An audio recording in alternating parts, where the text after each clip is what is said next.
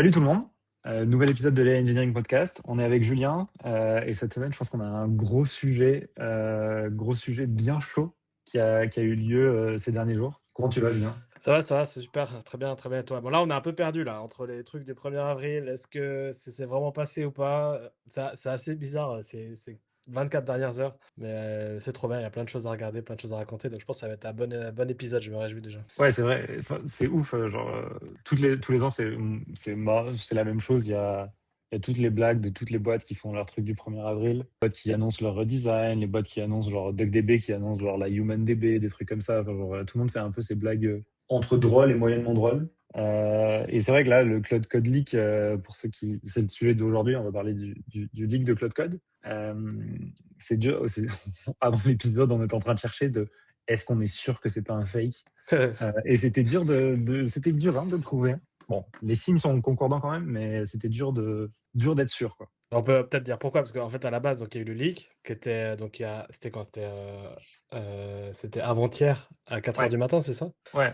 Et puis, donc, du coup, hier, il y avait le 1er avril, donc là, on est le 2 avril. Et là, aujourd'hui, il y a des posts qui sortent, comme quoi Anthropic aura sorti un blog post qui disait que la leak, c'était un poisson d'avril, quoi. Donc, du coup, Exact. petite panique avant l'épisode, on a juste vérifié, et non, en effet, le post est faux, en tout cas. Il semble que c'est des gens qui forment le buzz du leak pour avoir de la visibilité. Du coup, ce qu'on va faire Parce dans que cet c'est épisode, c'est que on va regarder un peu la timeline de ce qui s'est passé, regarder vraiment ce qui a été leaké. Et j'ai préparé un petit escalibro qui explique tout ce qui s'est passé avec des liens. Et ensuite, je pense que ce qui est intéressant aussi, c'est de regarder les personnes qui ont un peu analysé le code de Cloud Code et ce qu'ils en sortent. Et aussi les deux, trois petits sites qui sont des visualizers du cloud de Code pour comprendre un peu comment Anthropic a rangé les tools, rangé les commandes, ce genre de choses, pour avoir un peu de l'inspiration et des idées. Je pense franchement, il y a des trucs très cool à l'intérieur. Donc, Code a leak. Et qu'est-ce qui s'est passé? En fait, j'ai mis someone parce qu'on on sait pas le nom de la personne et on sait pas qui a fait ça.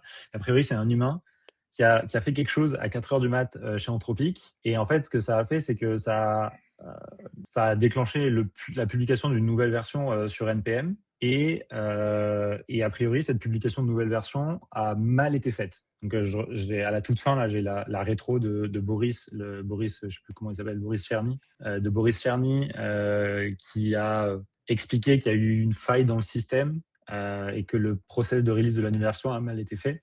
Mais du coup, c'est ce qui s'est passé, c'est qu'il y a eu une nouvelle version qui a été publiée. Et en fait, dans cette nouvelle version qui a été publiée, ça a leak là où codebase complète de Cloud Code dans un seul fichier, donc dans le cli.map.js. En fait, les 512 000 lignes du projet, qui est donc le front-end de Cloud Code, dans les faits, si on peut se dire que la CLI, c'est le front-end de Cloud Code, tout a été leak dans ce cli.map.js. Et du coup, il y a ce user-là qui l'a remarqué à ce moment-là. Donc là, on voit mars 31, 1h16 du mat, donc je ne suis pas sûr quelle time zone, mais bon, 1h16 du mat, ce tweetos, tweet, 34 millions de vues là, Shao Fan Shu, il tweet Cloud Code source code has been linked via map file in a npm registry.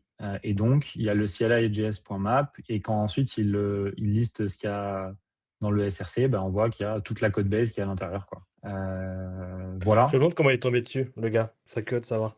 C'est comme tous ces failles un peu. Comment est-ce que les gars ils tombent dessus? Parce que bon, moi, là, en tant qu'user un peu lambda, c'est pas un truc que je regarde particulièrement, mais je me demande comment ça peut arriver. Je sais pas si toi, t'as une idée. Ouais, en fait, souvent, ce qui se passe, c'est qu'il y a des gens, et c'est la beauté d'Internet, c'est qu'il y a des gens qui mettent des watchers sur des repos, tu vois. Et je pense qu'à mon avis, ils savent il y a des personnes qui savent qu'il y a des trucs qui leak dans des repos NPM. Et en gros, il avait probablement un watcher sur le repo NPM qui regarde les fichiers tout le temps, tu vois, ou des trucs comme ça. Ou une anomalie, tu vois. Genre, le fichier devait être beaucoup trop gros. Je crois qu'il le met en dessous, Mhm. là. Tu vois, tu avais, voilà, CLI.js.map, le Ouais, fichier c'est fait 60 60 mégas. mégaoctets, alors que normalement, c'est pas censé faire 60 mégaoctets ce fichier-là. Et donc, ça se trouve, il avait Mhm. genre un truc qui fait de l'alerte. En plus, c'est un interne, tu vois. Donc, dans une boîte qui, bon, fait des trucs de SVM, donc c'est même pas de la sécu, ce genre de choses. Si, Ah, Next Gen Next Gen Attack, Attacks. peut-être. Ok. Peut-être. Donc, il y avait probablement une alerte Ok, qui ok, regarde ouais. le Cloud Code repo et qui fait genre, si un fichier est trop gros, ça m'envoie une alerte, tu vois. Je suppose que c'est ça. Et le truc qui est intéressant, c'est donc c'est un screen qu'il a fait le 31 mars en disant version 2.1.88 avec le cli.js.map. Et donc maintenant, si tu vas sur NPM aujourd'hui, donc c'était la version 2.1.88, ça n'existe plus. Donc là, c'est un screen que j'ai fait sur NPM tout à l'heure. La 2.1.88 n'existe plus. Elle a été supprimée par Anthropic. Je crois que c'est un NPM ignore qui n'a pas été aligné, c'est ça, qui n'a pas été mis à jour. A priori, c'est. En fait, je le montre après. Il y a plusieurs choses. Il y a soit le NPM ignore qui a un sujet, soit, on pourra aller regarder l'issue après, il y a une issue sur un repo bun qui est ouvert depuis 3 semaines, qui pourrait être le truc qui a lead vers ce truc-là quand tu fais le bun compile ou un truc comme ça. Donc, c'est un peu. On sait pas trop. Il y a un peu de flou, tu vois. Donc il y a ça. Et du coup, ce qui s'est passé, dès que la code base a leak, il y a plein de personnes qui ont pull, fork la code base, enfin qui ont plutôt récupéré le code et qui l'ont foutu sur GitHub. Et c'est à ce moment-là que Internet a commencé à s'enflammer parce qu'en fait, à partir du moment où la code base était dispo, il y a plein de gens qui ont été créatifs. Et avant que les gens soient créatifs, il y a Anthropic qui a fait son travail de grosse entreprise, qui a DMCA tous ces repos qui étaient sur GitHub. Donc DMCA, c'est des notices de copyright. Et donc en fait, on peut les trouver ces DMCA. Si on va sur ce repo GitHub officiel de GitHub là, qui s'appelle GitHub DMCA, on peut voir le DMCA d'Anthropic, voilà, qui est copyright holder et qui dit blablabla, le repo URL qui a été infringed, c'est celui-ci, puis tous ces repos-là. Donc en tout, là, il y a 95 repos qui ont subi un takedown de GitHub parce qu'ils avaient le code de Cloud Code dont ils n'avaient pas les droits, quoi. Et là, après, là, pour moi, le next move dans l'histoire, c'est là le coup de génie du gars, là. Je pense qu'il vient Ouais. juste après. Et donc c'est ça, c'est exactement ça. Je crois que c'est un Coréen qui s'est dit, OK, bon, moi j'ai le code, ce que je vais faire, c'est que je vais le réécrire. Et il l'a réécrit en Python en utilisant Codex. Donc c'est ce qu'il a commencé à faire. Et donc il a appelé ça Clocode. Et là, j'ai mis genre le GitHub Star History, donc le repo à 2 jours ou 3 jours. Et il est devenu le repo le plus star de l'histoire. Donc là, j'ai juste mis en comparaison avec OpenClaw. Donc OpenClaw avait pris du temps à démarrer, mais même sur la courbe, à partir du moment où OpenClaw pète, le truc monte plus haut, plus vite. Et donc voilà, donc là le repo s'appelle Ultra Worker / Claw Code. En ce moment, le repo il est en pause. En gros, il est en pause. Le temps, en fait, ils sont en train de faire du transfert d'ownership a priori. Donc là, ils ont dit que le repo est locked pour le moment. Avant, le repo était sur instructeur. Donc il a bougé il y a eu des transferts d'ownership sur le repo. Là, je pense que c'est vite de te planter, quoi. C'est pas souvent que tu as 141 000 stars sur ton repo. Donc Ouais, là, je pense que tu as exactement. intérêt à bien bloquer le truc. Exact. Et ce qui s'est passé, c'est que donc il a commencé à l'écrire en Python et Mais c'est pas en il s'est Rust, dit, d'ailleurs? c'est ça. En fait, il s'est dit, oh non, Ah, peut-être le Python, la flemme. Et donc ensuite, il l'a réécrit en Rust. Pareil, en utilisant Codex, quoi. en quelques heures. Ouais, en quelques heures, complètement réécrit. Ça, Euh, je crois que c'est le meilleur move de l'histoire. Enfin, le gars, incroyable. Je crois que j'ai vu son tweet, il s'est levé. Le truc, fait, je leur écris, et tac, ça part. Moi, je trouve ça. En ouais. plus, c'est un peu. Par rapport à toute l'histoire d'Anthropic et puis d'où sortent les modèles, comment ils sont entraînés, je trouve que c'est un magnifique pied de nez à l'histoire. Enfin, je sais pas, ça. Ouais, c'est exact. C'est ce truc-là, c'est genre Entropy qui fait des DMCA et après, là, c'est un peu, voilà, il y a un article du Wall Street Journal qui dit Entropy, la course à contain leak of code bien que code agent et de faire plein de takedowns partout pour faire que les gens ne clonent pas, Cloud Code, quoi. Bon, l'article après, là, c'est un article généraliste, donc il n'y a pas trop de trucs intéressants dedans, mais c'est quand même ironique, on va dire. Oui, exactement, c'est exactement ça. Et Tu l'as l'aftermath, utilisé d'ailleurs? Ce non, repo, je l'ai j'ai pas pas encore. testé. Moi. Non. En fait, le truc qui est drôle quand même, c'est que bon, Internet se monte là-dessus, quoi. Mais bon, il y a quand même un fork d'une manière de Cloud Code qui s'appelle Open Code. C'est pas un fork, hein, mais c'est, on va dire, une manière de faire du Cloud Code, mais avec plein d'autres modèles, etc. Enfin, par exemple, ce que disent les gens, c'est ils disent, ah, c'est génial, hein, avec le nouveau fork de Cloud Code, là, le Cloud Code. Je peux utiliser des modèles qui sont pas ceux d'Anthropic, etc., etc. En fait, ce truc-là existe déjà avec Open Code ou ce genre de choses. Donc en fait, bon, c'est un peu Internet qui se monte et c'est la hype qui se monte, qui se monte en bourrique toute seule, tu vois. Donc je sais pas si je vais l'utiliser. J'avoue, je trouve ça intéressant de voir comment tout s'emballe. Mais après, moi, je suis content pour l'instant sur mon setup. Et Non, je j'avoue, pense pas que ça va devenir un vrai agent, un vrai harness, ouais, pardon. Mais par contre, je pense que ça, justement, les stars, c'est pour un peu suivre un peu le truc, pour voir ce que ça devient, par curiosité. c'est intéressant. Et puis, ouais, voilà. À voir ce que ça donne. Mais l'histoire, je pense que l'histoire, elle est juste assez drôle. Ouais, je suis assez d'accord. Et puis aussi, par rapport à ce qu'on a vu la semaine dernière, les supply chain attacks et les trucs comme ça, franchement, prendre un truc qui a été cloné en 2 jours, qui a autant de vitesse, même si je pense qu'il n'y a pas trop de problèmes. Là, tout de suite, maintenant, là, genre, dans cette fenêtre de temps, je pense qu'il n'y a pas forcément trop de problèmes et que c'est pas un Ouais, malware. ouais. C'est pas forcément la bonne pratique non plus, tu vois, je pense, de partir là-dessus. Même si dans les faits, il pourrait y avoir le même problème qu'Anthropic, mais bon, c'est Anthropic, donc normalement, il n'est pas censé y avoir ce problème-là. Mhm. Et Et après, donc ouais, la il y a du réaction, du coup, coup, ouais. ouais, le aftermath de ça, quoi. C'est donc Boris Cherny, le lead de Cloud Code à Anthropic, qui dit en une réponse sur un tweet, c'était une erreur humaine. Nos process de deploy ont quelques étapes manuelles et on n'a pas fait une des étapes correctement. On vient de faire quelques improvements et on va voir comment rajouter plus de sanity check. Comme n'importe quel autre incident, la réponse contre-intuitive, c'est de résoudre le problème en trouvant des moyens d'aller plus vite plutôt que d'introduire plus de process. Dans ce cas, plus d'automatisation et plus de cloud vérifiant les résultats. Voilà. Donc c'est ce qu'il dit. Il y a eu une fake news qui a eu lieu, il y a quelqu'un à ce tweet, alors là, j'ai pas ce tweet là, je crois que je l'ai ici. À ce tweet, il y a quelqu'un qui dit c'est bizarre d'avoir viré cette personne-là qui a fait l'erreur. Et Boris répond non, personne n'a été viré, c'était une honnête mistake, ça arrive. Et il y a quelqu'un qui avait dit sur Twitter justement, j'ai été viré d'Anthropic aujourd'hui, j'étais l'ingénieur qui était responsable de shipper les dernières versions de Cloud Code and Plain Package, blablabla. Bla, bla. Cette personne s'est pris quand même 4 millions de vues. Mais en fait, il s'avère que cette personne n'a jamais bossé Anthropic. C'est juste qu'il a pris la hype. Il avait dit j'étais ex-Anthropic pour faire la pub vers son truc qui s'appelle Ferryman.io, qui permet, je ne sais pas de quoi faire, whatever, on s'en fout. Et voilà. Donc il y a eu plein de personnes qui ont surfé sur cette hype-là et ce buzz. Mais en fait, comment, le fait que la personne a perdu son job comme ça, que ce soit fake, ça annule mon argument. Parce qu'en fait, il y a des gens qui disent que c'était organisé, ce leak. C'était pas forcément non Ouais. voulu. Mais du coup, mon argument, c'était non, il y a quelqu'un quand même qui s'est fait virer. Donc ça appuie l'idée que c'était non voulu, justement. Mais si ça, c'est faux, du coup, et bah, du coup, ça redonne un peu de poids à l'idée que c'était un peu organisé. Parce que là, le buzz que ça crée, c'est quand même assez violent. Ouais. Et donc, Mais est-ce que c'est un buzz, tu penses, positif pour Anthropic? Je sais pas, hein. je sais pas, je sais pas. Parce que bon, Cloud Code a quand même pas mal de buzz. Là, franchement, on va regarder dans les trucs après, dans les analyses de la code base. Je trouve que ça, sauf si Anthropic dit non, mais en fait, c'est pas la vraie code base. Attendez, là, on vous a mis une fausse code base.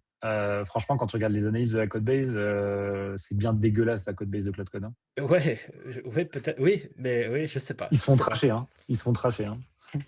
Oui, par les techs, justement, mais par les gens Ouais, moins tech, justement, il y a encore plus de monde. Il y a d'ailleurs le New York Times qui en a parlé. ouais. Là, je sais pas, je sais pas. À mon avis, je pense Et que c'est pas du tout, c'est pas voulu, mais ouais, je pense que la contre-théorie peut se tenir aussi. on verra dans les prochaines semaines ou prochains jours. Et si on s'est planté, on fera un amende honorable sur le podcast. Ouais, Et on exactement. dirait que c'était bien fake avec un gros warning. Et il y a juste ce truc-là que j'ai vu, il y a une issue de Bun là.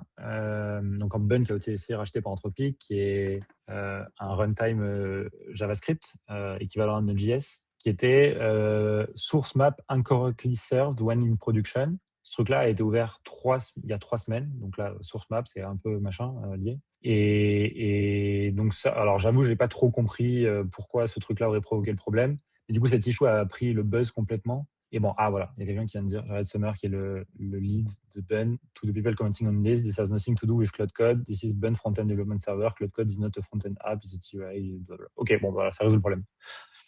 Mais n'empêche, enfin, les excitations qu'il y a en ce moment, c'est assez violent. Genre, Ouais, quand tu regardes le nombre de stars, genre, je sais pas, là, il y a des, genre, OpenClaw qui a, je sais pas, 250 000 stars, ça qui a 120 300 000 000, stars, ouais. Ouais. 300 000, ouais.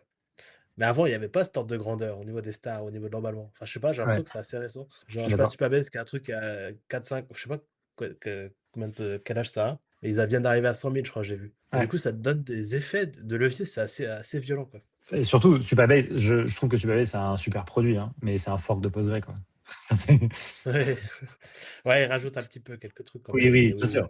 oui. Oui. Enfin, c'est une surcouche sur Postgre, quoi. Ouais. Enfin, C'est ils ont Postgres aussi, ouais, qu'ils vont utiliser. c'est Ouais, vrai. raison. Et ils font plein d'autres trucs, hein. Je pense qu'ils vont dans une direction dev, gentil, qui est très bien, mais Postgre. Donc voilà, donc ça c'est un peu tout ce qui s'est passé là sur le leak de Cloud Code. Je trouve que c'est assez intéressant. Ce qu'on peut faire maintenant, c'est on peut rentrer un peu plus juste dans le détail. Qu'est-ce que j'ai de beau? Ah oui, il y avait le premier truc quand même. Je sais pas si tu te souviens, Anthropic, ils avaient un repo qui s'appelait Cloud Code sur GitHub. Et en Oui, fait, dans ce repo oui. qu'ils avaient Cloud Code, enfin je pense qu'il existe encore. Ouais, il existe encore. Dans ce repo Cloud Code, en fait, il n'y a pas la code base, c'est juste un truc où ils prennent les issues. Ils ont un peu Ouais. de la doc, du README, des trucs comme ça. Et en fait, dans leur démarche de DMCA, il y a un mec qui avait, de manière naïve et normale, tu vois, il avait juste fork Cloud Code avec rien du tout. Juste, il avait fork ce repo Cloud Code basique là. Et il s'est pris un Ouais. takedown sur son repo qu'il avait fork, quoi. Ah, ils ont tout mis. Ils ont tout Ouais, mis. Attends, je pense que c'est un peu la panique. Tu mets tout, quoi. Tu te casses pas trop la tête. ouais, c'est ça. Mais du coup, en fait, j'ai vu que Codex était open source par contre. La CLI de Codex, c'est open source, ouais. Depuis le début, ouais. Ah, ça, je trouve ça intéressant. J'avais jamais regardé en détail. Ouais. Mais du coup, on connaît exactement comment le harness est fait côté Codex. Bah, en fait, il y a des trucs que tu peux pas trop savoir parce que il y a quand même des trucs qui peuvent être dans le back-end. Tu vois, genre, par exemple, si je prends Nao, dans Nao, le harness, il est dans le back-end. Et le front-end, c'est que genre de la consommation de stream, tu vois. Donc, j'ai pas regardé le Ok. code de Codex. Ça se trouve, c'est la même chose, tu vois. Ok, ouais. Ok. C'est juste vraiment le front. T'as pas du Bah tout ouais. la boucle C'est... dedans. Il y a peut-être la boucle dedans, mais ça me paraît très bizarre. Ok. Intéressant. Faudra qu'on demande pour le coup à un agent Ouais. de nous regarder ça. Et donc, les choses intéressantes qui ont été trouvées, je pense qu'on peut prendre d'abord Johnny, là, qui a le truc le plus gros. Si vous voulez regarder, il y a un gros post où il y a des personnes qui ont vraiment analysé la code base et regardé des patterns. Donc, il y a des trucs fun, notamment, genre, ici, un truc de télémétrie où la variable d'environnement, enfin, l'exception s'appelle télémétrie safe error underscore a verified this is not code or file pass. C'est genre un truc où j'imagine que je sais pas si c'est un humain ou l'AI qui a écrit ça, mais c'est en mode je vous garantis qu'il n'y a pas de personal information à l'intérieur, tu vois. Donc il y a un peu des trucs un peu bizarres. Le truc qui a été trouvé, bon bah ça c'est dans les prompts, il y a des make no mistake un peu à plein d'endroits. Là il y a tu hack as long as tu trouves quelque chose et tu continues de tourner, genre c'est sur le truc de cyber Ouais. risk là, tu continues de tourner. Je pense que le truc qui a été enfin, qui a fait un peu le plus de bruit, c'est ça. Je sais pas si tu l'as vu, il y a une variable d'env qui s'appelle user type. Et si dans user type, tu mets ant pour anthropique, alors tu passes certains trucs, tu passes certains limites, et t'as l'agent qui est un peu plus intelligent. Je caricature quand je dis intelligent, mais qui a moins de limites. Et lui, il l'explique ici en disant que quand tu es en user type anthropique, tu get du post-edit verification. Là où quand tu mets pas le user type anthropique, ce qui se passe, c'est que l'agent, pour considérer qu'un fichier a bien été écrit, c'est juste il y a un byte qui est écrit sur le disque, pas que le fichier a été vraiment bien écrit, quoi. Que le code Ok. compile ou ce genre de choses. Donc il y a Mais ça. moi, en lisant les trucs, ce qui m'a marqué le plus, c'est le fait qu'il y a tellement de features qui sont en mode un peu shadow, qui sont derrière, qui sont pas Ouais, release et qui sont juste quand même là, présents dans le code de prod. ouais. Et je sais pas, moi, c'est un truc un peu contre-intuitif où tes features qui sont pas encore prêtes, tu les parques à côté, et quand elles sont prêtes, tu les mets à prod, tu déploies. Et eux, ils déploient tout en même temps. Et juste, ils whitelist des trucs en Non, mais ça, c'est production. assez standard en software de faire des feature flags et de mettre les features en prod et de les mettre derrière des feature flags. Nous, on fait la même chose, tu vois, avec Nao. Tu releases la feature et au début, les feature flags, c'est que nous qui les mettons Nao, puis quelques users, on leur dit bah, active ce truc-là ou on t'active ce truc-là. Et après, tu le releases à tout le monde. C'est assez classique, je pense, en software de faire du feature flag comme ça. Mais là, ça avait l'air assez expérimental. Dire ça, tu fais ça Ouais, quand ouais. tu as une feature qui est assez mature, je dirais, non? Je sais pas. Pas forcément. Non, pas forcément. Ok. Vraiment, je pense Euh, que c'est assez standard en software. Tu vois, je me rappelle quand j'étais dans les boîtes où j'étais avant, genre chez Captain, on réalisait plein de trucs sous feature flag pour tester, tu vois, genre pour faire. En fait, il y a plein de raisons de le faire, de le feature flag. C'est première chose, c'est que tu peux le passer en prod, vérifier en background que le truc tourne. Genre sur certains users, tu l'actives de manière 5% de ta user base pour vérifier. Et ensuite, une fois que tu es sûr que ça génère pas trop de problèmes, tu l'actives à tout le monde de manière progressive, tu vois. Et même si c'est Ouais. expérimental, c'est une manière de get du feedback, tu vois. Ouais. Ouais. Bon, voilà. Là, là, ils se moquent de, genre, ils ont fait de la blague en disant, bon, c'est 100% written by code. Et du coup, là, il dit, bon, le code, c'est de la merde. En gros, Mhm. vous faites n'importe quoi. Il y a ce truc-là qui est intéressant. Et là, ils se foutent de leur gueule. En mode, je sais pas si tu l'as vu, je crois qu'il est un peu mieux explicité parce que je vais ici. Où en gros, dans la code base, ils ont du matching avec des regular expressions. où il regarde si Ouais, le ouais. prompt que tu envoies, il est négatif ou pas. Et en gros, il regarde s'il y a écrit genre bass, horrible, awful, pissed, piss off, quelque chose, what the fucking broken, awful, horrible, fuck you, so C'est ça, exactement. frustrating, this sucks. Donc s'il y a ces trucs-là, en gros, ce qu'ils font, donc ça s'appelle user prompt keyword, et du coup ça détecte que négative keyword. Et après, avec ça, it asks clarification instead of assuming. Et en gros, du coup, code réagit différemment. Et en fait, là, le mec, bon, il a un point qui dit ils sont utilisés des regex pour faire ça, pour détecter de la negative emotion, alors qu'ils ont un langage modèle, tu vois. Genre, et en gros, il dit Ouais. what are you even doing? Et surtout, ils ont tous les logs, quelque part. Ouais. Ils ont tous les messages déjà enregistrés dans une base de données, quoi. Donc, ils peuvent, de manière async, faire passer un LM dessus et capter, et avoir toutes Non, mais les ça, à mon avis, sentiments. c'est pas pour de la sync, ça c'est plutôt pour du sync. C'est en mode, si jamais le user est en train de s'exciter à Cloud Code, je pense que tu fais rentrer le LLM dans un autre truc où tu injectes un prompt, où tu lui demandes genre de se calmer ou j'en sais rien. Enfin, tu vois, genre, ça se trouve, ils Bah ont là, un. Charlie disait qu'ils avaient un fuck dashboard, où en gros, ils regardaient la courbe Ah oui, du nombre de gens qui avaient une émotion négative, justement.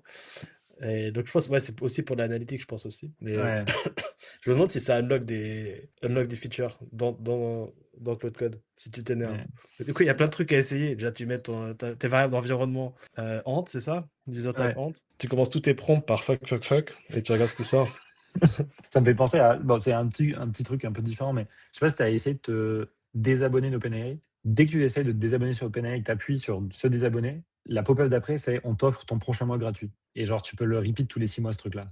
Il y a des gens qui ont trouvé. Ouais, ouais, il y en a plein qui font ça maintenant. J'ai déjà vu Ouais. ça. Juste un point, je voulais mentionner, je sais pas si c'est pertinent, mais je sais pas si c'est vrai surtout. Parce que hier, j'ai vu plein de posts de gars qui disaient, ouais, il y a le nom de ma boîte qui est mentionné dans Cloud Code. Ok. Enfin, dans la source base. Donc, je sais pas si c'est vrai parce que c'était la première mail, mais j'ai l'impression qu'ils disaient, voilà, il y a plein de commentaires s'inspirer de tel produit, genre Cogni par exemple, s'inspirer de tel produit pour maintenir Knowledge Graph ou des choses comme ça. Alors, je sais pas s'il y a, enfin, j'ai pas creusé. Et du Ok. coup, je trouverais ça assez intéressant de voir aussi, voilà, qui regardait aussi beaucoup l'écosystème pour voir comment les bonnes pratiques, comment les gens faisaient pour l'ingérer. Et en fait, du coup, c'est un peu, je crois que le cercle, les gens utilisent Cloud Code pour écrire leurs produits open source et après, Cloud Code réinjecte les produits open source créés par eux-mêmes dans leurs mêmes produits. Donc, je trouve la boucle c'est assez bizarre en fait du coup. Et c'est-à-dire que tout le monde se fait manger, bah là ça revient exactement à ça. Tout le monde se fait manger par l'outil qui les supporte. Donc je sais pas, je trouve que je trouve ça assez intéressant. Ouais, ça me fait penser à une des grosses critiques qu'il y a toujours eu d'Apple. C'est Apple, bon, c'est une très grosse entreprise. Ça te permet de déployer des apps sur l'App Store. Et Apple, ce qu'ils ont beaucoup fait dans leur histoire, c'est quand il y a une app qui marche hyper bien dans l'App Store, en fait, un jour, ils prennent cette app et ils la développent comme une app native de l'iPhone, du macOS ou de Mm. n'importe quoi, tu vois. Et en fait, le business de cette app peut disparaître assez rapidement, tu vois. Bon, parfois, ils sont pas très doués, notamment quand tu prends commande espace de Apple, le Spotlight est toujours pourri et du coup, il y a toujours besoin d'app externe pour faire ça. Mais ça a toujours été un truc aussi qui existe quand tu as une grosse plateforme qui héberge des trucs. Je pense que c'est un truc qui existera toujours, quoi. Mais là, la next step, c'est que c'est pas une plateforme, c'est pas une marketplace. C'est vraiment l'outil que les gens aussi Ouais, bien sûr. utilisent pour créer ces outils. Donc Ouais. ouais, la boucle, elle est encore plus serrée, quoi. T'as raison. Post suivant, c'est de Cloud Code Leak. C'est quelques petits points sur ce accidental leak of Cloud Code source code. Bon, première chose que la personne critique, c'est le code is garbage. Et pour être honnête, je suis plutôt assez d'accord, hein. Genre, la code base est immense pour un truc qui est, je caricature, qui devrait être assez simple, tu vois, genre 510 000 lignes de code. C'est quand même significatif. Je sais plus la code base de VS Code comment elle est, mais c'est des chiffres qui sont massifs pour quelque chose qui est censé, enfin, qui pourrait être plus simple et qui existe depuis pas très longtemps. Donc, je pense que ça illustre pas mal une dérive de tout ce vibe coding à l'extrême et de Mm. la nouvelle philosophie d'Anthropic, je pense. Voilà, ce qu'il avait répondu, c'est Cherki, hein, ça il s'appelle, le Ouais, gars. Charmy, Charmy. C'est qu'en gros, Cherny, c'est en gros que c'est le code de mauvaise qualité par rapport à un standard qui a été défini quand le code était écrit à la main. Dans le sens, c'est que c'est peut-être qu'en fait, les bonnes pratiques ou la bonne manière d'écrire du code, elle va complètement changer maintenant, vu que c'est plus nous qui devons le maintenir derrière. Ouais, J'ai un peu du mal à accrocher 100% à ça, mais je pense qu'il y a un peu de vrai aussi. Ou dans le sens, il y a beaucoup de choses beaucoup de bonnes pratiques qui étaient mises en place pour que l'énergie nécessaire pour maintenir une code base par un humain soit relativement limité. Et ça, du coup, ce paradigme, il est en train de changer. Donc peut-être qu'on a peut-être moins besoin d'avoir un code aussi propre, parce que c'est plus nous qui allons le modifier après. Même si je pense que ça a clairement ses limites. Donc je pense que c'est juste probablement une question d'équilibre. Ouais, c'est un bon point. Et je pense que les deux points résonnent aussi, enfin, répondent en ping-pong aussi à ce que tu viens de dire. C'est que le point, c'est est-ce que c'est about the code, tu vois, genre là, ce que dit l'auteur, c'est ça devrait servir de warning à tous les développeurs que le code n'est pas le truc qui matters, même pour un produit qui est fait pour des développeurs. Parce qu'en fait, quand il réfléchit, le code, enfin, Ouais. le code est écrit avec les pieds, mais genre, ça fait 3 milliards de revenus, tout le monde l'utilise et la plupart des gens en sont contents, tu vois. Donc, ça illustre aussi un truc qui est est-ce que la qualité de code, c'est le truc qui est important? Bah non, en fait, ce qui est important, c'est probablement le product market fit. C'est genre, à un moment, bah, product market fit, c'est le only thing users care about. C'est ils veulent genre le produit qu'ils veulent, tu vois. Et voilà. Après, il arrive un moment aussi, potentiellement, où parce que tu as un code qui est dégueulasse, tu as un produit qui plante de plus en plus souvent. Et souvent, Ouais. on illustre le fait qu'un produit qui plante de plus en plus souvent, c'est genre la disponibilité de l'API anthropique, la disponibilité des services anthropiques, les limites Mhm. qui se hit de plus en plus vite. Parce qu'en fait, je pense qu'il y a un vrai sujet sur les contextes Windows. C'est honnêtement, je pense que si tu fais n'importe quoi dans la code base du harness, tu hits plus vite les limites de tokens. Et en fait, ça arrange Anthropic que les tokens soient consommés Ouais, plus vite.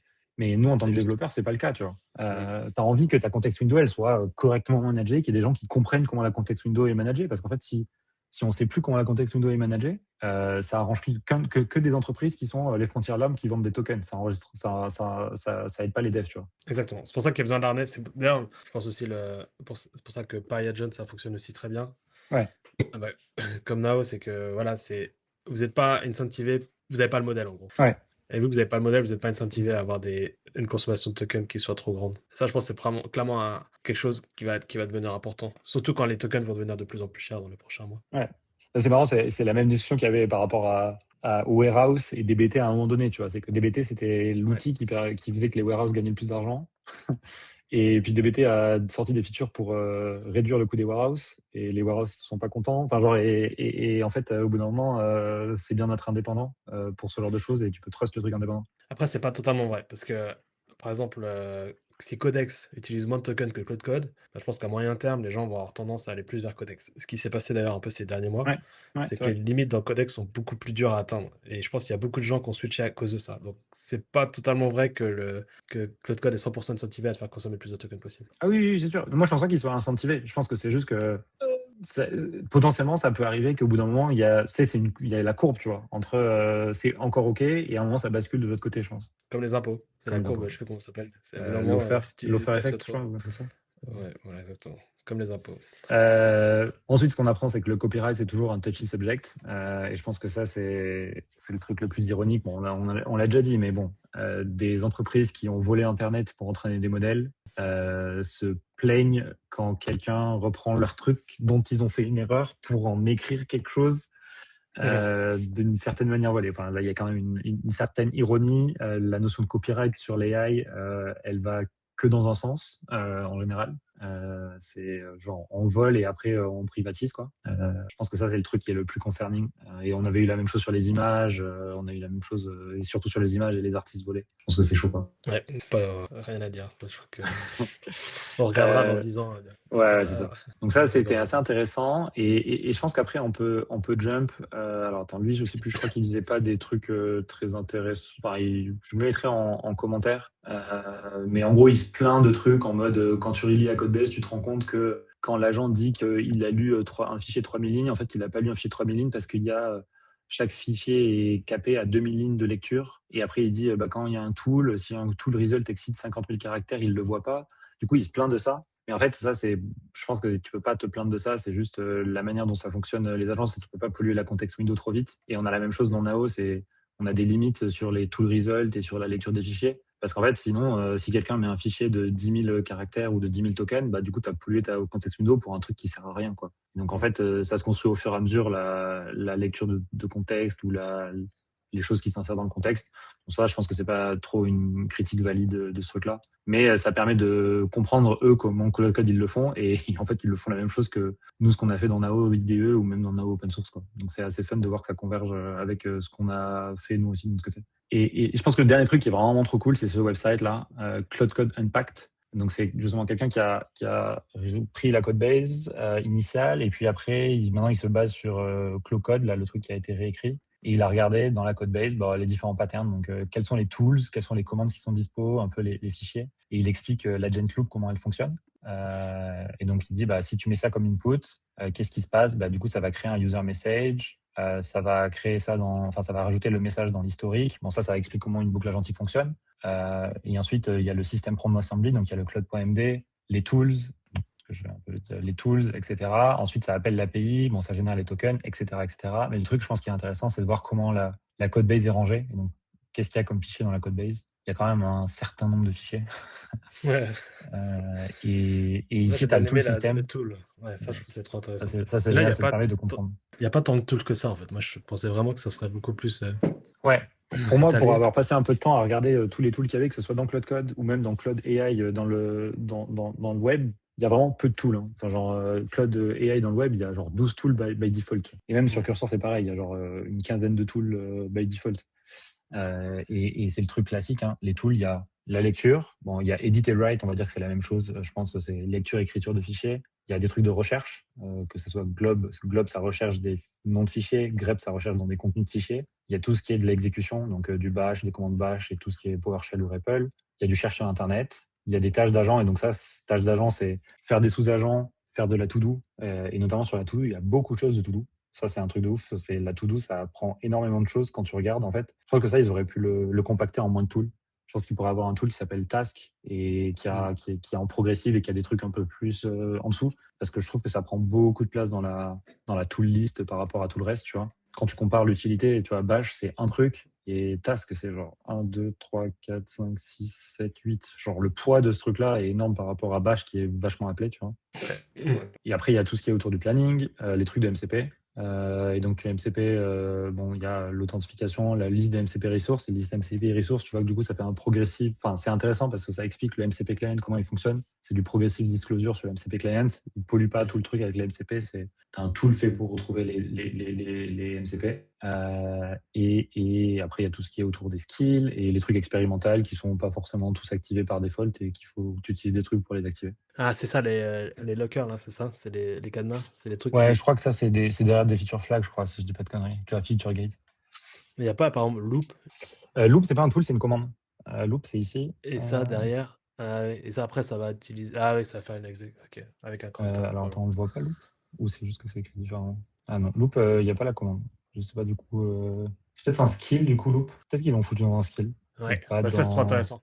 À quel point, au final, le produit est relativement simple Ah ouais, mais c'est une dinguerie. Mais même là-dedans, par il y a rapport tellement de trucs. à l'impact que ça a, je trouve. Ouais, c'est ça. En fait, là-dedans, j'allais dire, là-dedans, ils pourraient virer quelques trucs qui servent, je pense, à rien ou qui pourraient être compactés dans des trucs plus petits. Mais en fait, pas tellement, tu vois, parce qu'en fait, c'est juste lecture de fichiers, exécution de choses, chercher sur Internet, faire des sous-agents et de la to-do list, faire du planning, gérer les MCP pour avoir l'extensibilité et le plugging system.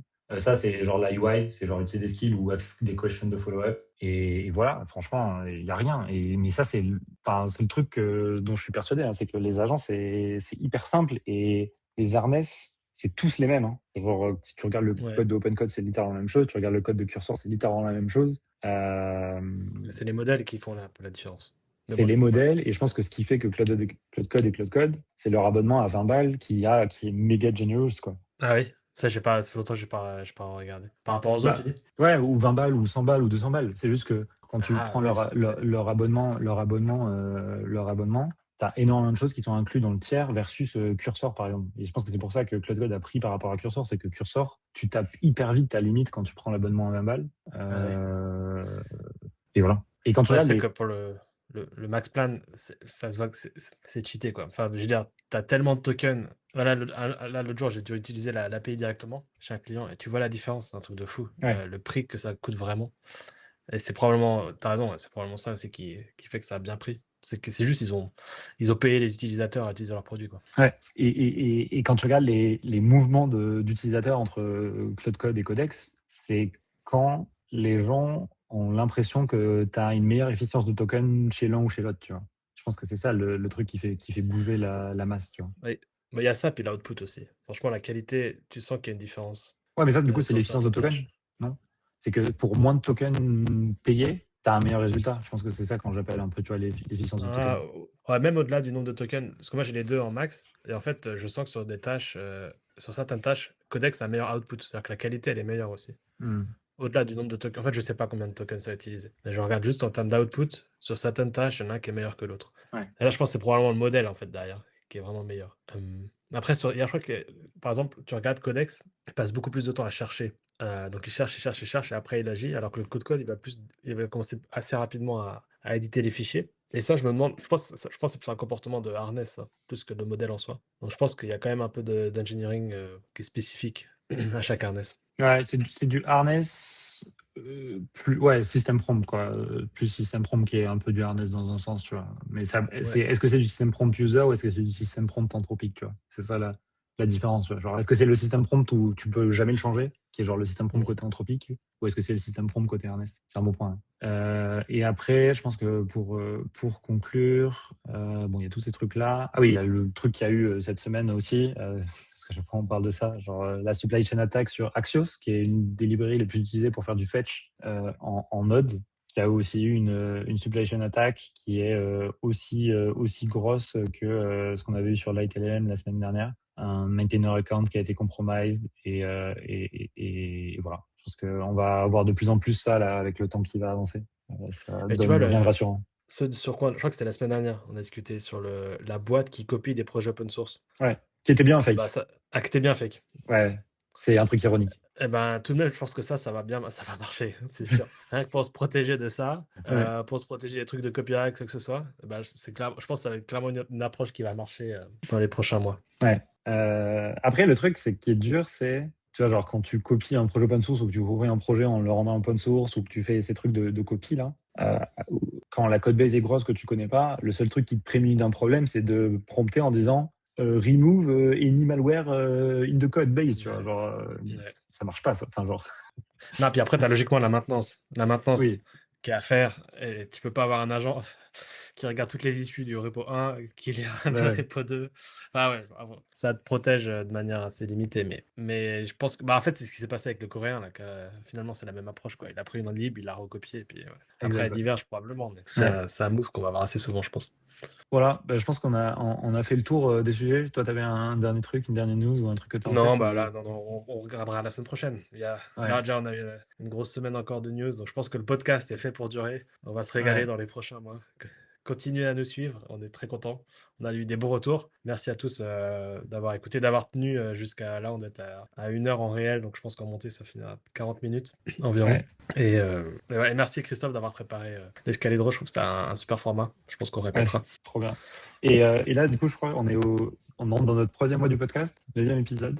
Il y a une stat qui est importante, c'est que la plupart des podcasts, et je crois que c'est 90% des podcasts, arrêtent avant le 10e épisode. Donc, normalement, il faut qu'on tienne encore un petit peu et on sera sur la bonne track pour durer. Parfait, bonne nouvelle. Donc ouais, bah merci Julien. Les podcasts sont aussi dispo sur les plateformes d'écoute, Spotify, Apple Podcast. Je crois qu'il faudrait qu'on le mette sur Deezer, un de ces quatre. Ouais, On partage pas trop les liens, mais il faudrait qu'on les partage aussi pour que vous puissiez les écouter dans les transports où vous voulez. Mettez des likes, des commentaires, ça nous aide à être un peu plus référencés. Et Et, voilà. et puis écrivez-nous si vous avez des idées de Ouais, sujets. N'hésitez pas à nous écrire en privé ou commenter les vidéos. Ça il nous y a aide quelques beaucoup personnes aussi. qui m'ont écrit, j'ai noté ça. Dès qu'il n'y a pas des Cloud Code Leaks, on traitera ces sujets-là, mais genre, c'est euh, priorité au direct pour l'instant et on prendra Et ces on a sujets au fur et à mesure. Boris qui vient nous voir du coup la semaine prochaine. Boris? Le gars de Cloud Code. Ouais, bien sûr. Mais on voulait garder ça en suspense. Il Enfin, fait un post-mortem, avec nous. Il nous a donné l'exclu. exceptionnel. Bon, bah merci Julien. Passe Salut, une bonne fin de journée et à la semaine pro. à la semaine prochaine.